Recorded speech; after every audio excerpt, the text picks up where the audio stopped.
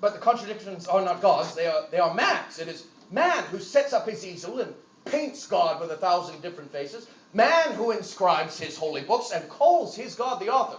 And every church or religion pretends for itself some special mission from God, as though the way to God were not open to every man alike.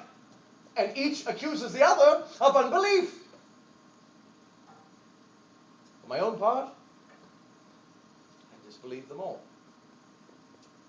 My mind is my church. And no building of stones and mortar can contain the greatness of a God I see everywhere I look. And I thank him that the revolution in America has demanded that he be mine and mine alone. And yours may be yours, and hers may be hers, and the state shall have no part in raising one above the other. How much of the history of man is the violence of one God against another?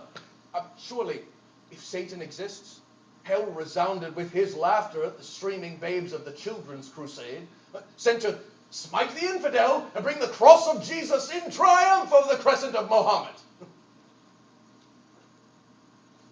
I do not mean to condemn you, friend, to believe otherwise.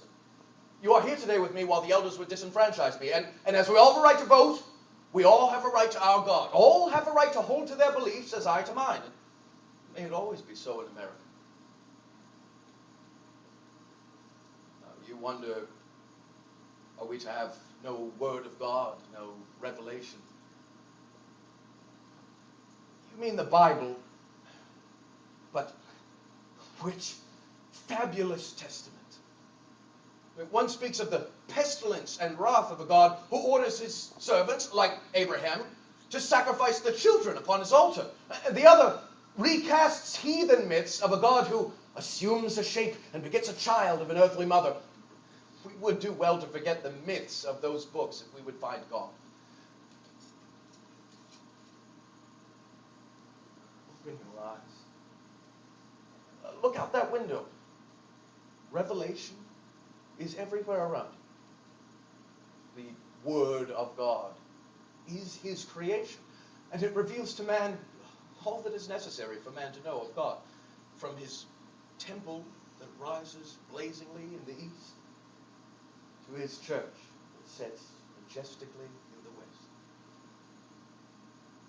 Do not let the wonder of God be dwarfed by the smallness of man and his religions. Do not be blinded to this awesome majesty by the narrowness of your own vision.